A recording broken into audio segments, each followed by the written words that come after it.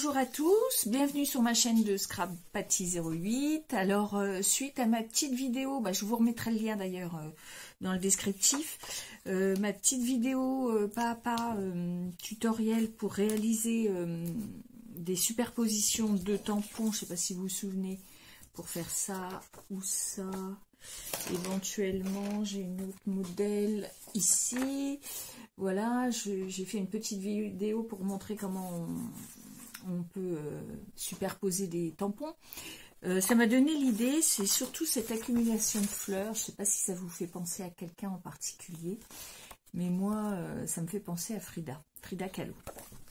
Donc, l'idée, là, je vais tenter une chose, c'est-à-dire que je vais tenter de faire le visage de Frida avec des entouré de fleurs. Donc, on est parti.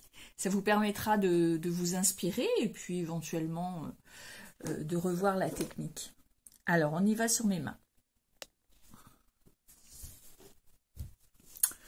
Allez, c'est parti. Alors, pour commencer, je vais au crayon de papier faire une base de visage.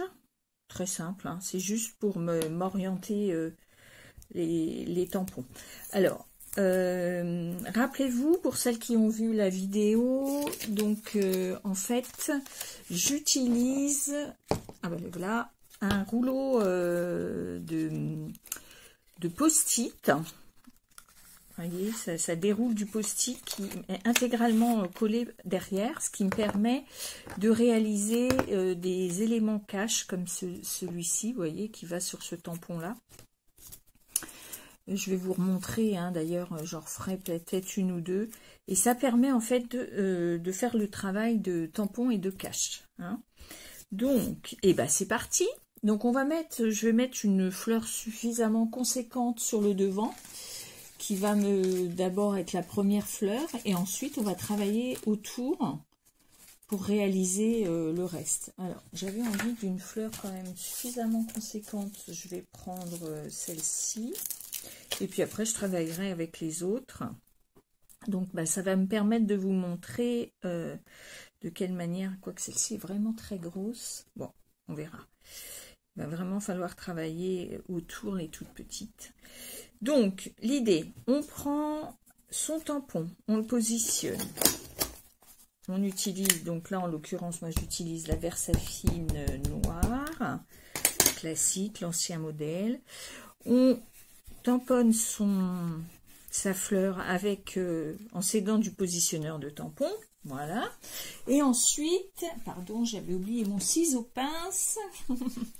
Et ensuite, on utilise un petit bout de post-it sur lequel on retamponne sans mettre d'encre. Hein. Avec ça, ça va me permettre, donc je vais le découper au plus près.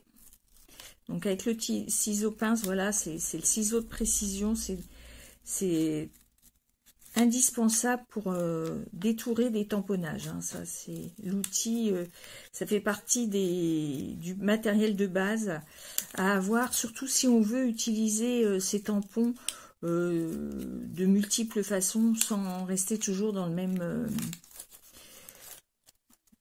Il ne suffit pas uniquement de tamponner directement sur son projet. Il y a vraiment multiples solutions pour cela. Alors, vous voyez, une fois que c'est détouré, je le repositionne dessus. Donc, ça va servir de cache. Hein. Et là, je vais commencer mon travail avec les petites fleurs. Donc, je vais utiliser... j'ai ce tampon-ci qui est assez sympa parce que je vais pouvoir faire... alors ça risque d'être un peu gros, donc on va éviter. On va plutôt utiliser tout ce qui est petites fleurs. Et on va travailler donc autour du visage. On peut imaginer, donc moi je travaille tout à la Versafine parce que je les coloriserai éventuellement après. Mais vous pourriez éventuellement utiliser des mémentos de couleur. Et... c'est aussi possible, vous voyez, tac, on commence à travailler autour. Donc moi j'ai récupéré les éléments post-it de la fois d'avant, donc je peux sans problème protéger mon travail, voyez, et recommencer à mettre des fleurs. Donc éventuellement celle-ci ici. On va peut-être éviter de faire des trop grosses, voilà. Je vais après travailler beaucoup les petites parce qu'en fait mon visage est assez... j'ai un petit support. Je suis partie sur un papier qui fait 10 par 15, telle une photo, donc c'est peut-être un peu juste éventuellement, mais voilà. Donc pareil, hein, on continue toujours, on protège son projet et on continue à essayer de faire des éléments. Donc il y a la possibilité aussi d'y mettre des feuilles, ça peut être sympa. D'ailleurs, je vais les faire en vert pour le coup, comme ça vous permettra de voir. Hop, on va mettre celle-ci ici. Vous voyez.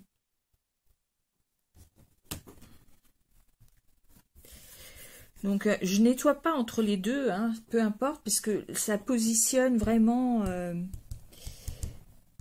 Quand je positionne le tampon, il va se remettre exactement au même endroit. Donc vous voyez, là je continue le noir pour les fleurs, mais j'ai mis du vert pour tout ce qui est plantes, petites feuilles vertes, etc.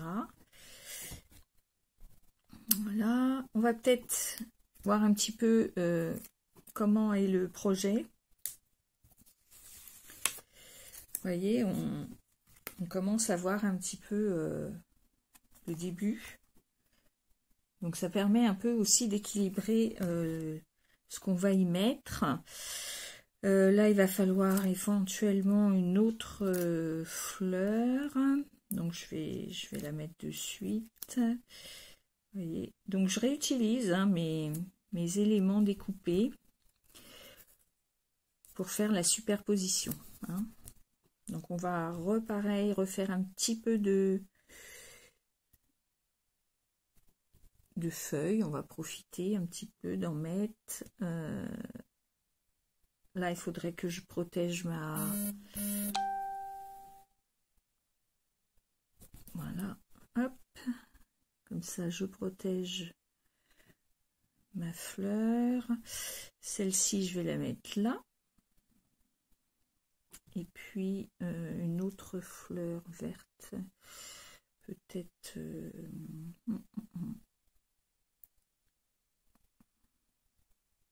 Voilà.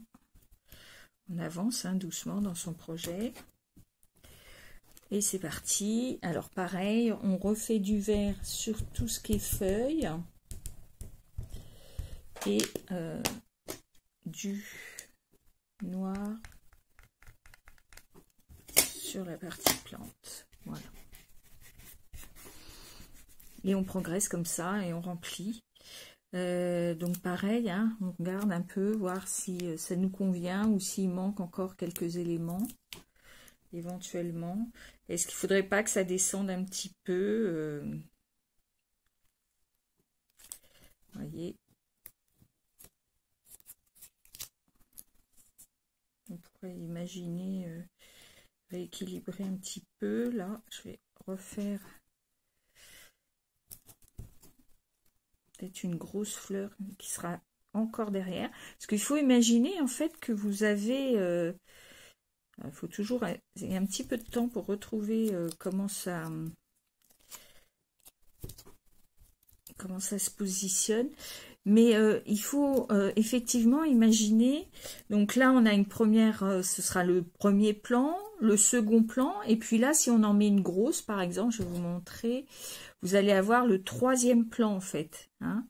Donc, imaginez un troisième plan ici. Donc, peut-être qu'on va profiter encore, peut-être ici. C'est une petite fleur. On y va. Et là, on va... Alors, ce sera sur le devant du visage. Et puis...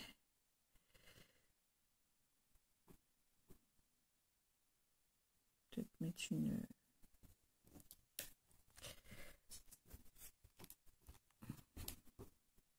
Ah. petite erreur, pardon. Voilà, c'est ça aussi, c'est le risque, hein, de faire des... J'avais oublié d'enlever mes petites feuilles. Donc on y retourne, j'en ai mis une là quand même, tout de même. Voilà. Et puis, éventuellement, je pourrais...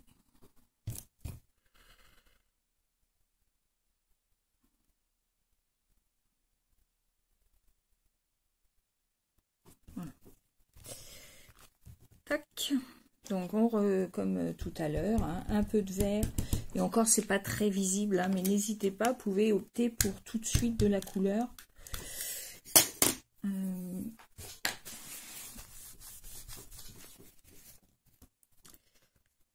Alors, n'hésitez pas à aller voir la première vidéo, hein, parce que là, c'est vrai que je suis allée directement à l'essentiel, parce que je supposais que vous aviez déjà vu l'autre vidéo, mais éventuellement, n'hésitez pas à aller voir l'autre vidéo, la première, où on explique vraiment toutes les étapes. Alors là, vous voyez bien, premier plan, second plan, troisième plan, et là, on a même un quatrième plan pour la tête. Donc on imagine, donc au crayon de papier, hein, donc là on a éventuellement, voilà, c'est juste pour vous à travailler ensuite, hein, éventuellement, mais vous voyez, on pourrait avoir un visage et autour des fleurs. Hein. Donc suite à ça, vous avez plusieurs options, soit vous les aquarellez. Si vous êtes parti sur la base du laver saphine noir en contour, on peut imaginer aquareller quelques fleurs pour leur donner un peu de couleur. Voilà, alors je vais revenir face à vous. Donc voilà, c'était vraiment une vidéo très rapide pour vous montrer les possibilités de ce projet. Inspirez-vous, allez sur Google, mon ami Google, et mettez Frida, ça va vous donner des idées sur comment on peut entourer une tête, pardon, un visage d'une fleur. Hein. Je vous mettrai sans doute en première, en image fixe sur la vidéo, le final de ce projet. Mais sinon, et dans les commentaires, pardon, je vous mets le lien vers la précédente vidéo qui vous explique vraiment les étapes pour l'utilisation du post-it repositionnable. Voilà, j'espère que cette vidéo vous a plu. On met les pouces en l'air, on la fait voyager sur vos réseaux, sur votre page Facebook. Abonnez-vous si ce n'est pas fait. Je vais essayer de faire plus régulièrement des vidéos. Il faut que je sois, comme tout le monde, inspirée par les produits que je reçois. Mais pourquoi pas. Alors, je vous souhaite à tous de belles créations. À bientôt. Bye bye.